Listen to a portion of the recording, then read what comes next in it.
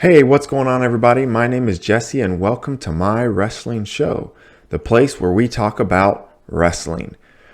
We're starting the 2022-2023 wrestling season here in a few weeks, and so I want to take a look at some lineup previews. This time, let's take a look at Cornell, the Big Red. So they have a lot coming back this year, but they will have a few new faces in the lineup. And a potential couple spots where they'll be battling for the starter. So let's go through the lineup real quick and see what their season could look like. 125 pounds. They have Greg Diakomahalis here listed as the starter. He could be the starter. Dominic has been the starter the past few years. And so I imagine these guys will wrestle off and they'll switch back and forth, and it'll be a battle throughout the year before someone claims the spot. 133, Vito Arujau, moving up from 125. Very excited about that. That should be interesting to see what he looks like moving up a weight class. Vince Cornelia, I know it says 163 right here in his WrestleStat rank. Pay no attention to that. He's going to end up being a top 15 guy for sure by the end of the year. And we'll talk about that more when we start looking at the rankings.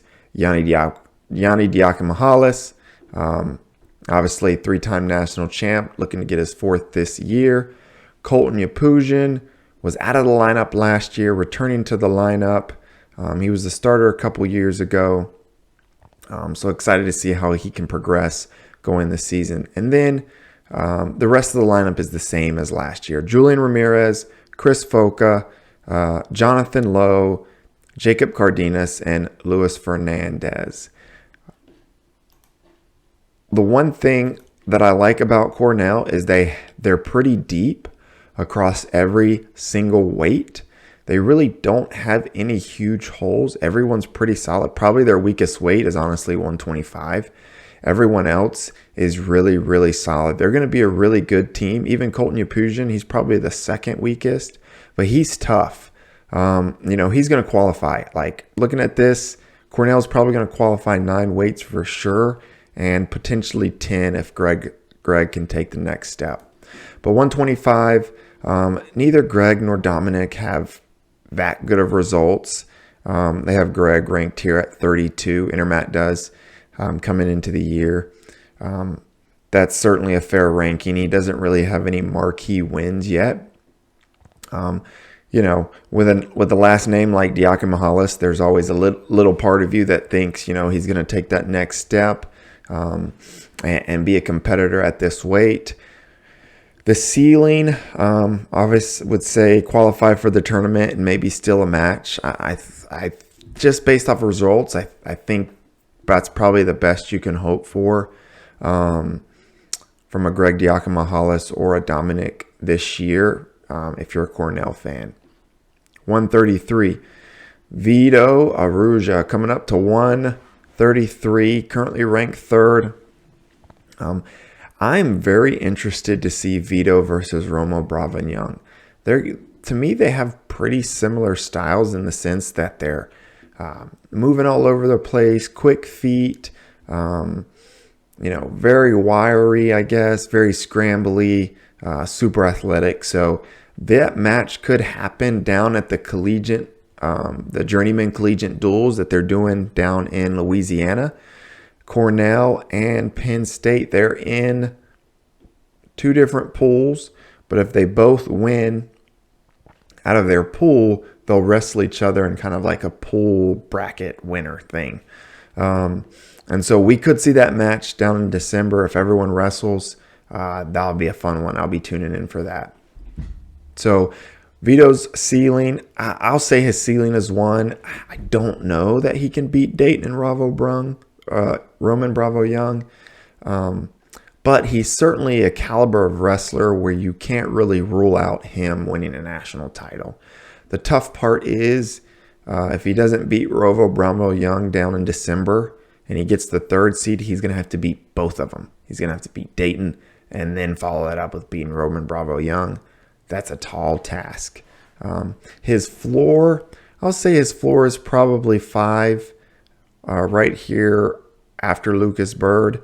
only because it's a new weight. And so typically bumping weights doesn't really affect most guys' performances, but sometimes it does, right? We saw Stefan Micic bump up to 141, and if he had more time at 141, he probably could have got better. But the 1 year, this past year, he struggled, and he was a national finalist down at 133. So sometimes the weight can be a problem. Most of the time it's not. So I'll say his floor is 5.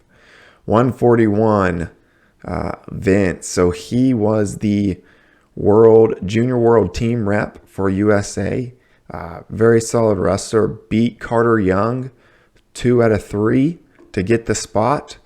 And so Vince, I mean, he is going to find his way up here in this 10 through 15 range really, really quick. He's not ranked right now, and that's simply just because he doesn't have the results yet to merit that ranking.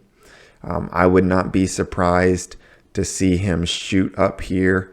I really do think, especially with the makeup of this weight, I think he could probably sneak onto the podium just because his trajectory of getting better is going so quickly.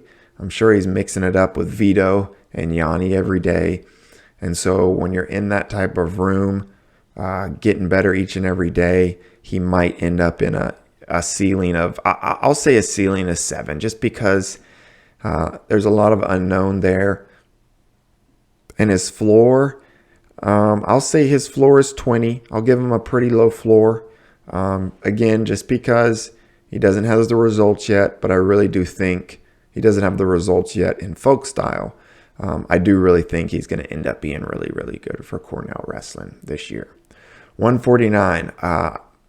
You know what? Not much to say about Yanni. He is a generational talent, 3-time national champ, senior silver world medalist. He's probably going to win his 4th title. Ceiling of 1. I'll say a floor of 2, simply because Ridge Lovett wrestled him to an overtime match at the Cliff King Las Vegas tournament. So I'll say 2. Maybe he could lose. Maybe he could lose to Austin Gomez. Maybe him. Maybe Gomez or Ridge Lovett gets him in a throw, takes him to his back, and they go up 6-0, and Yanni can't crawl back in it.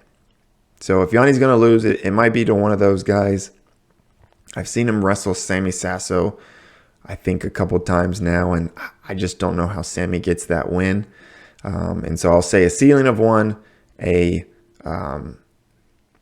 floor of 2 for Yanni going into this final year. If you're a Cornell fan, make it out to a duel this year. Yanni is a generational talent. You're going to want to see him wrestle in person. So make it a priority to get out and watch him wrestle. If you're a Cornell fan, you're not going to want to miss that. Colton Ypugin at 157. You know, he's a tough wrestler. He's hard to score on. He's hard to score on. I need to see him develop some offense. He's ranked number 24 starting the season. He could improve on that. He could get up here in this 14, 15, 16 range because he is hard to score on, but I got to see him be able to create some offense. I think 24 is probably his floor. I think he gets a match at the NCAA tournament. The question is, can he generate enough offense to reel off a couple of these really tough matches? And so I'll give him a floor of 24, a ceiling of around a 16, a 14, 15, 16 type rank. 165, Julian Ramirez. Obviously he's a super tough wrestler. Beat Shane Griffith at the beginning of last year. The tough part here is 165 is so deep. So it's going to be tough for him to get on the podium. He's currently ranked number 9. The good thing is I'm going to give him a ceiling of 7 and probably a floor of like 10. I think he makes the blood round. There's not many guys below him that I think can consistently beat him. But man, this is such a deep weight class. I know Quincy Monday's bumping back down to 157, so that'll be adjusted. But Peyton Hall, and all those guys above, Carson Karchla, Dean Hamidi, Cameron Amin, those are all really, really tough wrestlers. Obviously, Julian can reel off a big win because he did beat Shane Griffith. So, yeah, ceiling of 6 or 7 with a floor of 9, where he's currently ranked going into this year. So you feel pretty good about him getting on the podium, even with it being a deep weight, but you're going to want to see him get a little bit better just to secure that podium spot. All right, 174. Chris Foca, he's such an interesting wrestler to me. If you remember, he wrestled Carter Starachi at the Journeyman Collegiate Duels down in Florida last year. It was a 3-2 match, if I recall. And Chris was going to win. I thought he was going to win the match going into the third period. And he got ridden out for 2 straight minutes and lost the match. And so he wrestled Carter Starachi right down to the wire. But then he has some kind of strange losses. He didn't have a great NCAA tournament. And so the question is, can he be more consistent, right? We see he has the ability to be a really high-level wrestler, but can he consistently show every single time that he can compete with these guys? Because if you're going to win at the NCAA tournament, you have to be consistently good, right? You have to win 3, 4, 5, 6, 7 matches in a row, especially if you are on the backside to really place high. And so can he consistently wrestle at a high level? That's what I'll be looking for him this year. 184, Jonathan Lowe this year, returning All-American, currently ranked at number 7. He got substantially better from previous years. And so I'll be interested to see if he can take a next step. This weight class, the top 4 are really, really good. I'll put Jonathan Lowe's ceiling at number 5 right here where Marcus Coleman is. And I'll put his floor at maybe number 12, right where Abe Assad is at. Gavin Kane, Hunter Boland. Hunter Boland's an All-American. Abe Assad's really tough. Gavin Kane's pretty tough. Keegan Moore's pretty tough. So, those guys could wrestle hard and compete with Jonathan Lowe. But I don't, even Matt Fine-Silver and Travis Whitlake could probably mix it up with them. So I'll put his floor at 12, 13 with a ceiling of number 5. Can he improve on that All-American year and continue to grow as a wrestler? All right, 197, Jacob Cardenas. I've said this in my previous videos. 197 it's just such a deep weight. It's so deep.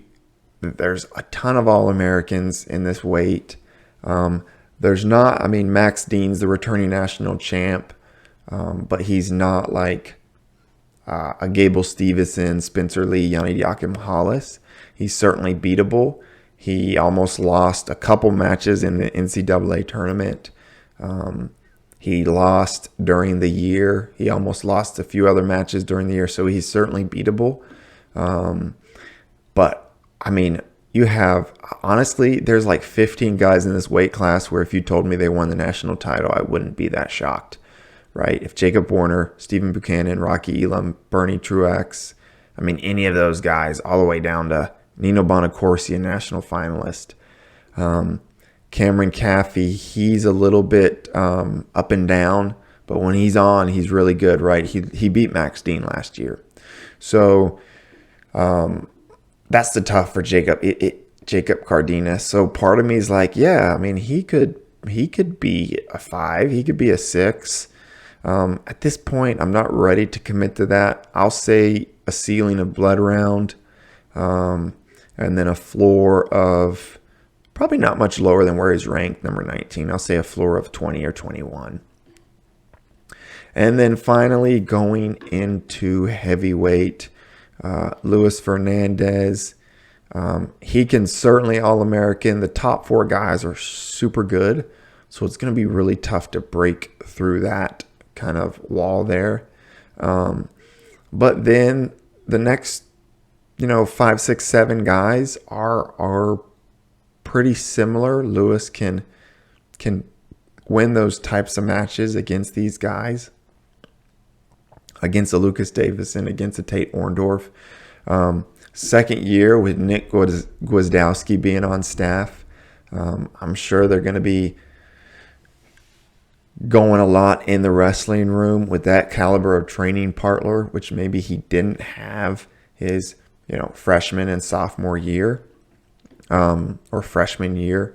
I'll be interested to see if he can kind of take that next step, solidify himself, not on the fringe of an All-American, not in the blood round, but if he can solidify himself as kind of like, I'm the 5 or 6 guy, and make those next steps. So Cornell, what I like about Cornell is they're 9 guys strong in their lineup. Really, all of those guys could, 8 of them, 7 of them, I'll say, Greg, Colton, and Jacob Cardenas. I'm not quite there where I could say they could be All-Americans. The other 7, I am there, right? Cornell has 7 bullets to be All-Americans. Yanni's going to win. You're going to get 25 points from Yanni guaranteed. The other 6 guys, Vito's going to All-American. He'll probably be 3rd. You're going to get a lot of points from them. And so can these other 5 guys on the team, you have 5 other options to be an All-American, right? Jonathan Lowe, Julian Ramirez, Luis Fernandez. If you end up with 7 All-Americans, that's a really good team. You're definitely getting a team trophy. You may even get high as number 2, depending on where they place. The problem is these are fringe guys, right? Jonathan Lowe AA'd last year, but no guarantee he's going to do it this year. Vince Cornelia, he's certainly capable of getting on the podium, but it's his first year. It's going to be a tall order. Can he make that jump? And so they could end up with only 2 All-Americans in Yanni and Vito. Now, that's still going to score them a lot of points. That'll probably get them no lower than maybe 10 or 11. If these other guys kind of lose in the blood round and they get, some backside points, but you really want to get high placing on the podium to score some points for the team. So Cornell has a seat. They have a pretty high seat, man. I mean, they could get 3rd or 2nd at the tournament, but they could also finish maybe 11th, maybe 10th. I think they'll likely be in the top 10 just because they're going to have those Yanni and Vito points. And they will score points from the other guys, maybe 10, 15 points, even if they don't All-American. If all of the other guys score 2 points, that's still 10 points. That's not insignificant. And so they'll probably be top 10. So I'll say the floor is 10 with a ceiling of 2. So a lot to be excited about if you're a Cornell fan. Thanks, guys, for tuning in. Like, subscribe, comment. Let's build a community around the sport that we love. We'll see you next time.